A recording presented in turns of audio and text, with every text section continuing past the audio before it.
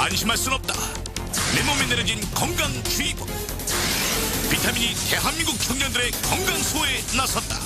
비타민 스테이션 신청년 질환. 한 번 손상되면 회복이 어려운 청년. 난청을 조기에 발견하지 않는다면 영영 듣지 못할 수도 있다. 난청으로부터 당신의 길은 안전한가? 지금부터 난청을 예방할 수 있는 핵심 비법이 공개된다. 신청년 질환 제3탄 난청.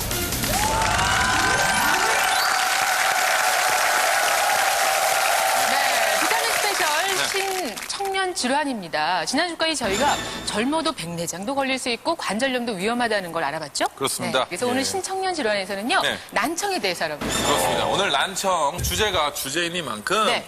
귀가 굉장히 그 밝으신 분들만 저희들이 선별해서 모시려고 했습니다만 그분들 섭외가 안 돼서 문제가 있으신 분들을 아닙니다. 자, 제치라크 우리 김종선님이 함께하셨습니다. 예. 네. 뭐 잘 들리시죠? 제가 굉장히 혹사하는 것 같아요. 이거 직업상 노래하는 환경이 이렇게 귀를 이렇게 굉장히 혹사하는 환경이거든요. 그렇죠, 그리고 그렇죠. 이제 방송할 때 저희는 귀에다가 이렇게 인이어라고 해가지고 굉장히 크게 해서 틀어야 돼요. 그렇죠. 모니터를. 네. 그래서 귀가 제가 약간 사후정이라는 소리를 많이 들어요. 예. MC가 뭘 물으면 동문서답하는 바람에 조금 힘들게 하셨던 분이십니다. 이광기 씨. 이광기 씨 오셨어요. 오죽하면 이름이 이광귀입니까? 제가 뭐 평상시에 좀 뭐 일하다 보면은 좀 사후정이라는 좀 오해를 좀 많이 듣습니다. 하지만 그거는 잘못된 생각이에요. 저만큼 귀 청소 열심히 한 사람 없습니다. 저는요 매일매일 하거든요. 귀 청소요. 심심하면 시도 때도 없이 합니다. 함께 있으면 즐겁기는 한데 네. 좀 시끄러워요. 귀 갔다 갔다 좀 시끄러워요. 씩씩하다고는 말하고 싶어요. 붐이에요. 붐이에요! 한때 제가 한창 그 클럽 문화에 한창 심취해서 그 클럽 오갈 때 정말 일주일에 한 2, 3회씩 꼭 오갈 때 그때는 또 귀가 굉장히 시끄러웠어요. 그래서 집에 오면 삑 소리도 나고 조금 걱정은 되지만 한참 그래도 들리고. 네, 자신은 있어요. 귀에 대해서는. 그런가 하면은 네.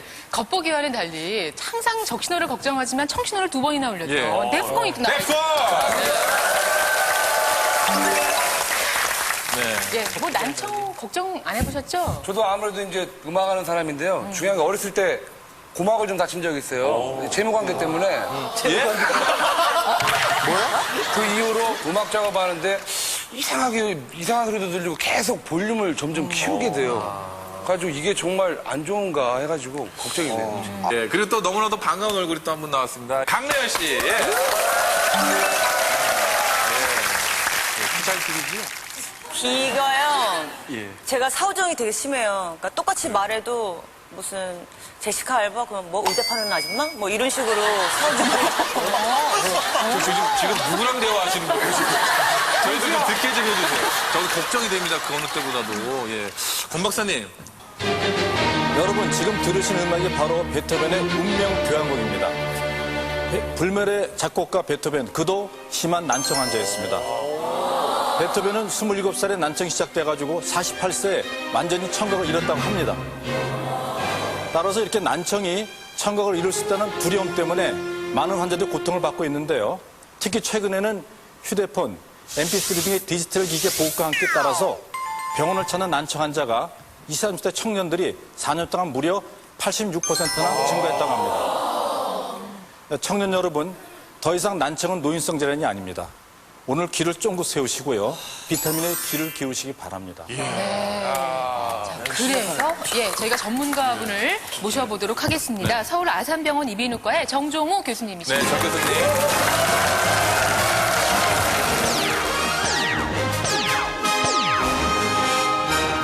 사실은 뭐 난청이라는 말만 들어도 조금 어지러워요. 이게 어지러울란 들을 청, 듣기가 참 어려운 질환이다. 이렇게 얘기하면 맞습니까? 네, 맞습니다. 일단 난청이라는 것은 뭐 글자 그대로 듣기가 어려운 그런 병으로 생각할 수가 있는데 난청이라는 건 우리가 그냥 가는 귀가 먹었다 이런 아주 경미한 난청에서부터 뭐 양쪽 귀가 전혀 들리지 않는 아주 심한 난청에까지 상당히 광범위한 범위를 표현하고 있는 그런 질환명입니다. 어느 정도 심해야지 난청이라는 소리를 들을 수 있는 건가요? 예, 우선 뭐 난청이라는 그 정의를 설명하기에 앞서 그 소리를 측정하는 그 단위를 먼저 봐야 될 텐데요. 우리가 데시벨이라는 단위로 소리를 이제 표현을 하게 됩니다. 근데 데시벨이라는 단위는 보통 정상 성인의 경우는 한 0에서 20데시벨 정도의 소리를 이제 잘 들을 수가 있어야 되는 거고요. 소근소근 거리는 소리 이런 게 한 25데시벨 정도가 되니까 그런 소리를 내가 잘 못 듣는다. 그러면 아 이게 뭐가 문제가 있구나 일단 생각을 하셔야 됩니다. 그럼 난청은 귀의 어느 부분에 그 문제가 생겨서 이렇게 발견이 되는 건가요? 예, 보시면 소리가 이제 귀 바퀴를 통해서 들어오게 됩니다. 그러면은 이것이 웨이도를 통해서 또 고막을 거쳐서 중이에 있는 이소골을 통해서 소리가 좀 증폭이 되죠. 그렇게 증폭된 소리가 이제 뇌의 달팽이관으로 가게 됩니다. 그럼 달팽이관 안에는 유모세포라는 세포가 있는데 이제 이 유모세포에서 소리 에너지가 전기적인 에너지로 바뀌게 됩니다. 이 전기적 에너지는 청신경을 통해서 우리의 대뇌로 이제 전달이 되죠.